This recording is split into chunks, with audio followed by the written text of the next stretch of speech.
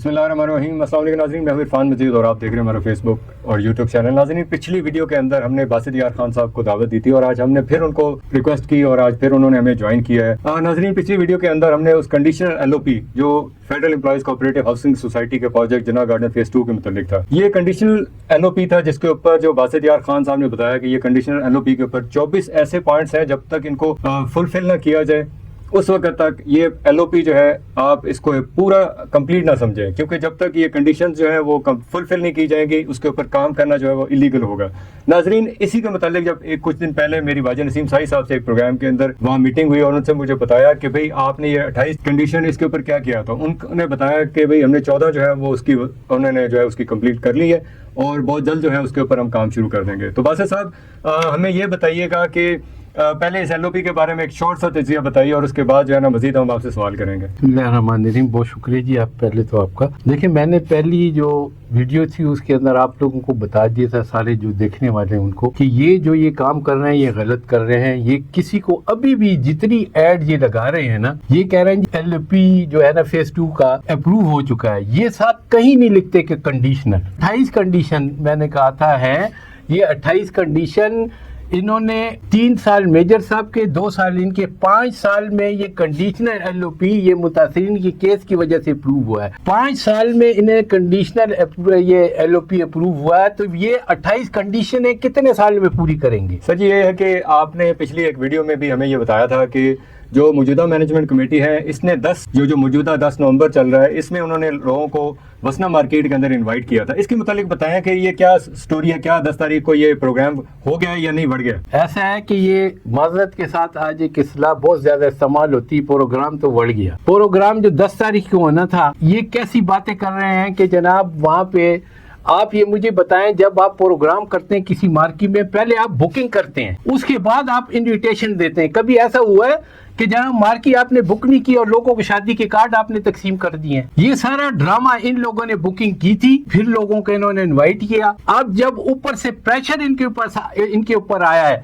वसना marquee में जगह की अवेलेबिलिटी, ये झूठ बोल रहे हैं, इनके ऊपर से प्रेशर आया तो इन्होंने कैंसिल कर दी ये, वरना ये इतने अच्छे नहीं है। सर जी, दूसरा एक और देखें, वहाँ पे एक ऑब्जेक्शन था कि पिछले दिनों किसी ने मुझे एक व्हाट्सएप पे एक मैसेज शेयर किया कि 30 नवंबर तक जो है वो जो जितने फेज 2 के अलॉटी हैं, जो मेंबर्स हैं जो काफ़ी अरसे से या 15-20 सालों से वेट कर रहे हैं कि वो क्यों और किस रीज़न पे वो अपने अलॉटमेंट लेटर जो है कुरंग टाउन हेड ऑफिस में जमा करवाएं। कि जी ये चीज़ जो है मैं पहले भी मुतासरीन को बता चुका हूँ, रिक्वेस्ट कर चुका हूँ कि देखें 15 साल एक लेटर आपने अपने सीने से लगाए रखा, अब ये दूसरा लेटर देंगे 15 साल आप वो भी साथ सीने के साथ लगाएंगे। ये आप लोगों को प्लाट देने के मूड में नहीं है, वरना ये प्लाट इन्होंने देने होते तो कब के दे चुके होते। ठीक है, ये वीडियो जो है हम अपने प्रोग्राम में दिखा रहे हैं लोगों को, और वो लोग जिन्होंने ये वीडियो नहीं देखी थी, जिनको मालूम नहीं था, ये पैगाम वहां तक जाना चाहिए कि आखिर ये 14 अगस्त 2023 को ये ड्रामा खेला गया तो क्यों खेला गया? सर 14 अगस्त को भी एक ड्रामा किया है। ये 14 अगस्त को मैंने पिछली वीडियो में आप लोगों को बताया था कि 14 अगस्त 2023 को इन्होंने जनाब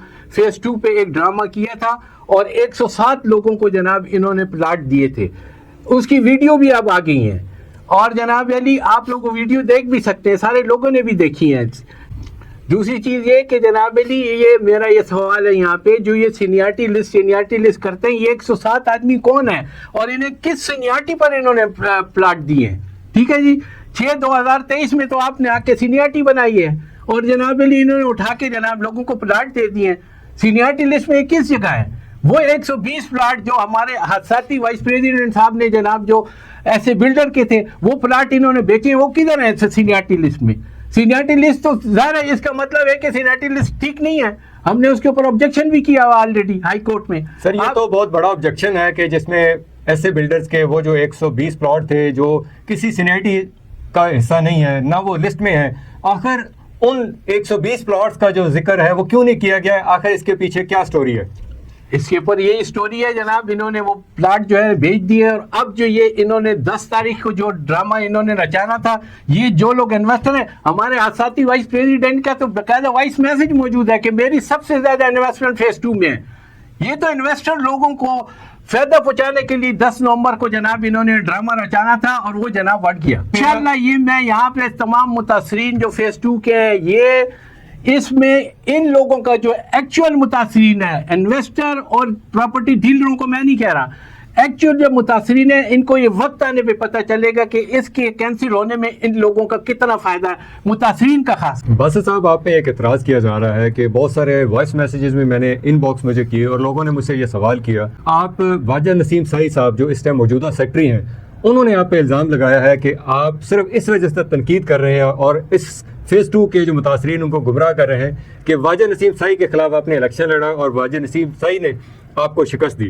تو اس کے بارے میں ناظرین کو بتائیں کہ اس کی اندر حقیقت کیا ہے. میں سب لوگوں سے یہ کہتا ہوں کہ یہ بالکل بے بنیاد جھوٹا آدمی، جھوٹا الزام اس نے مجھ پہ لگایا. میں نے کوئی الیکشن لڑا ہی نہیں. میں نے کوشش ضرور کی. جس ٹائم الفلاح، انقلاب اور محافظ گروپ کا 1-to-1 مقابلہ ہوا تھا، اس ٹائم میں نے کوشش کی تھی اور یہاں کے جتنے معززین تھے، جناح کے اور کرن کے، شریف صاحب، چودھری شریف صاحب کے گھر ایک جرگہ ہوا تھا جس میں حاجی غفور صاحب، میجر آفتاب صاحب اور بہت سارے معززین ادھر اکٹھے ہوئے تھے، اور انہوں نے ہم لوگوں کو یہ کہا، انہوں نے یہ پروپیگنڈا شروع کیا ہوا تھا کہ یہ اس پروجیکٹ کی تباہی کی ذمہ وار جو ہے وہ محافظ گروپ ہے.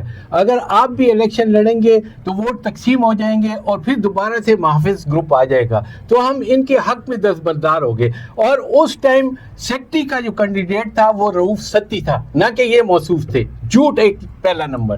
دوسرا یہ کہ جو اب لیٹسٹ جو اب یہ الیکشن ہوا ہے دوبارہ، اس میں جناب علی جو پاسبان گروپ یہاں پہ رہائشیوں کا بنا تھا، ہم نے اس کے ساتھ چلنے کی کوشش کی تھی. اس میں فائنانس سیکٹری کے لیے میں نے کاغذات جمع کیے تھے، لیکن جب ہمیں پتہ چلا کہ ان لوگوں کا جھکاؤ جو ہے وہ محافظ کی طرف ہے، تو میں نے ان لوگوں سے علیحدہ ہو گیا. میں نے کہا جی میں الیکشن نہیں لڑتا. تو مجھے یہ موصوف بتائیں کہ میں نے کب الیکشن ان کے خلاف لڑا ہے اور یہ کب مجھ سے جیتے. دوسرے الیکشن میں سیکٹری کے امیدوار تھے، اس پہلے والے الیکشن میں تھے بھی نہیں. ستی صاحب سیکٹری کے، یہ اتنا جھوٹا آدمی ہے. یہ جھوٹ کیوں بولتا ہے؟ یہ کیونکہ اسٹیٹ لائف کا جناب یہ ایجنٹ بھی رہ چکا ہے، اور ایجنٹ وہی کامیاب ہوتا ہے اسٹیٹ لائف کا جو جھوٹ زیادہ سے زیادہ بول سکے. پراپرٹی ڈیلر تو یہ ہے کیونکہ اس نے اپنی پالیسی بیچنی ہوتی جھوٹ بول کے. یہ اتنا جھوٹا آدمی ہے. میں اس فورم سے اس کو قسم دیتا ہوں اس کی ماں کی کہ یہ جناب علی کوئی ثبوت لے کے آئے کہ جس میں نے اس کے خلاف الیکشن لڑا اور اس نے مجھ سے جیتا ہو. اگر یہ نہ رہے تو لوگوں کو دکھائے لا کے ثبوت.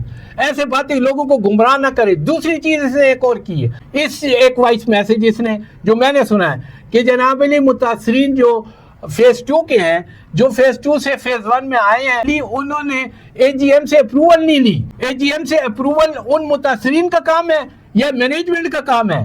تم نے جو ڈرامہ رچایا تھا جناب، جو واسنا مارکی میں اے جی ایم کی اپروول لی تھی، اس میں میجر صاحب جس وجہ سے میجر صاحب کو گھر بھیجا تھا، وہ تمام ری نمبرنگ آپ نے اس ایجنڈے میں ڈال کے اس میں اپروو کرا لی. اگر تمہارے دل میں متاثرین کے لیے درد ہوتا تو ان لوگوں کو بھی ایجنڈے میں، اس لیے تم نے اس میجر صاحب کی چیزیں اس میں اپروو کرائیں کیونکہ تمہارا اس میں حصہ تھا.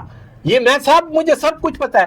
تم اس میں حصے دار تھے، کوارڈینیٹر تھے اس کے اندر. تم نے ساری زمینیں کے سودے، ری نمبرنگ، ایفیلیشن تم نے کی تھی. باسط یار، آپ صاحب کی باتوں سے مجھے ایک چیز بہت وضاحت کے ساتھ ممبران تک پہنچانی پڑے گی، کیونکہ باسط صاحب نے جو ذکر کیا 2018 کے الیکشن میں، اس میں بھی باسط صاحب جو ہے اس میں پارٹیسپینٹ تھے، لیکن انہوں نے الیکشن نہیں کنڈکٹ کیا. انہوں نے اس بات پہ ممبران کی فلاح کے لیے، پروجیکٹ کی فلاح کے لیے اس چیز میں ایگری ہو گئے کہ محافظ گروپ کے اگینسٹ کھڑے تھے جو لوگ، ان کا ساتھ دیا اور اس وقت انہوں نے وڈرا کر دیا. اور دوسری دفعہ جو الیکشن ہوا 2022 کے اندر، اس میں باسط صاحب جو تھے وہ سیکٹری کی پوسٹ پہ نہیں تھے، نہ انہوں نے وہاں پہ پیپر جمع کروائے تھے، وہ تو فائنانس کی سیٹ پہ تھے. تو اس وجہ سے یہ دوسرا پوائنٹ بھی جو تھا ان کا ویلڈ تھا، جس کے اوپر واجد نسیم سائی صاحب جو ہے جھوٹے ثابت ہو رہے ہیں. تیسرا پوائنٹ جو انہوں نے کہا، واجد نسیم بیسیکلی جو ہے وہ اسٹیٹ ایجنٹ ہے، اور میں نے تو یہاں تک سنا ہے کہ اسٹیٹ ایجنٹ جو ہوتا ہے وہ لوگوں کو مرنے کی بعد کی پالیسی دیتا ہے. تو یہ جو متاثرین کے لیے پالیسیز بنائی گئی ہیں، یہ پہلے ہی 15-20 سال جو ہے وہ خجل خوار ہو چکے ہیں، اداروں کے دھکے کھا چکے ہیں. تو ان کے لیے لگتا ہے کہ ان کی زندگی کے اندر تو ان کو پلاٹ ملنے کی امید نہیں ہے، کیونکہ یہ پالیسی جو ہے وہ اسٹیٹ لائف کے اس بندے کے ہاتھ میں بنی ہے جو اس میں اس وقت ون مین شو ہے، جو پوری مینجمنٹ ایک طرف بیٹھی ہوتی ہے. یہ جو شخص ہے یہ درمیان میں بیٹھ کے ان تمام کو اس طرح ٹریٹ کر رہا ہوتا ہے جیسے وہ تمام اس کے ملازم ہوتے ہیں. سر اس کے بارے میں ذرا بتائیے گا. ایسا ہے، دیکھیں یہ بالکل ون مین شو ہے. آپ نے 2 مینجمنٹ گزری ہے، ایک میجر صاحب کی، ایک کرنل صاحب کی. آپ دیکھیں ان میں پریزیڈنٹ کا کیا کردار تھا. ہر جگہ ہر فورم پہ پریزیڈنٹ جو ہے وہ آگے ہو کے اور ساری چیزیں بتاتا تھا. یہ جناب علی خود کرسی پہ بیٹھا ہوتا ہے, پریزیڈنٹ اور وائس پریزیڈنٹ, ہاتھ ساتھی وائس پریزیڈنٹ, ہاتھ ساتھی وائس پریزیڈنٹ اور پریزیڈنٹ اس کے دائیں بائیں کھڑے ہوئے ہوتے ہیں. یعنی یہ جناب علی وہ اس کے احسان کے بوجھ تلے اتنے دبے ہوئے ہیں کہ وہ کچھ بولتے ہی نہیں ہے. ایک آدمی یہ جناب علی ساری باتیں کرتا ہے, جو یہ کہتا ہے وہ کہتے ہیں ہاں جی ٹھیک ہے. اب یہ جو انہوں نے امباسڈر مارکی میں جو یہ انہوں نے 10 تاریخ کو جو یہ واجد صاحب نے کہا, انہوں نے کہا ہاں جی بس بالکل. اب اس نے کہا جی نہیں تو نہیں جی. وہ کہتا ہے کھڑے ہو جاؤ, یہ کھڑے ہو جاتے ہیں, کہتے ہیں بیٹھ جاؤ, بیٹھ جاتے ہیں. یہ تو حالت ہے اس مینجمنٹ کی. سر یہ جو حالات چل رہے ہیں وہ تو ون مین شو ہے سر. اس کے اوپر آپ میں ایک گروپوں میں بھی اور جو مینجمنٹ کمیٹی بیٹھی ہے وہ آپ پہ اعتراض کرتی ہے کہ آپ کو کس چیز کا درد ہے, آپ کو کیا تکلیف ہے کہ آپ جو ہے متاثرین کے درد کو سمجھتے ہوئے کورٹ کچہریوں میں بھی جاتے ہیں, اپنا ٹائم بھی ویسٹ کرتے ہیں, اور ہمیں یہ بھی پتہ ہے کہ آپ اپنے پیسہ خرچ کر کے یہ سارا جو ہے اس کو پرسو کرتے ہیں. کو آخر کیا وجوہات ہیں کہ آپ جو ہے اس قدر انوالو ہیں کہ نہ آپ اپنی صحت کو دیکھتے ہیں نہ آپ اپنے ٹائم کو دیکھتے ہیں, لیکن پھر بھی آپ جو ہے متاثرین کے درد کو محسوس کرتے ہوئے اداروں میں جاتے ہیں. تو اس کے اوپر لوگوں کو وضاحت کریں. میں ایک بات بتاؤں کہ جی میں خود فیڈرل امپلائی ہوں, اس لیے مجھے فیڈرل امپلائیز اور میرے ساتھ کیس میں بھی تمام فیڈرل امپلائیز ہیں. مجھے یہ بتائیں فلسطین کے ساتھ ظلم ہو رہا ہے, ہم یہاں پہ یکجہتی کے لیے ان کے حق میں جلوس نکالتے ہیں کہ جی ظلم بند کیا جائے, تو کیا ہم فلسطینی ہیں کہ ہم ان کے لیے ان کے حق میں بولتے ہیں؟ متاثرین کے لیے حق میں آواز اٹھانے کے متاثرین ہونا ضروری نہیں ہے, انسانیت ہونی ضروری ہے.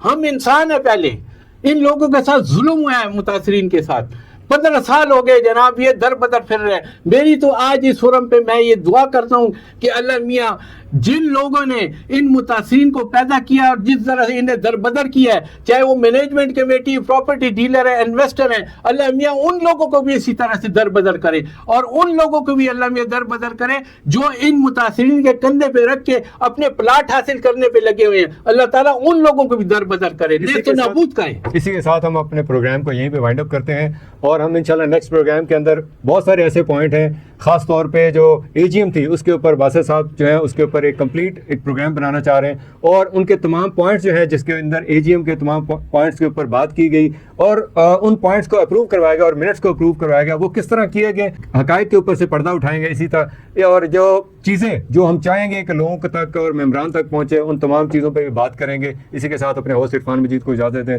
اللہ تعالیٰ ہم سب کا حامی و ناصر ہو, ہمیں بھی اپنی دعا میں یاد رکھیے گا. السلام علیکم ورحمۃ اللہ.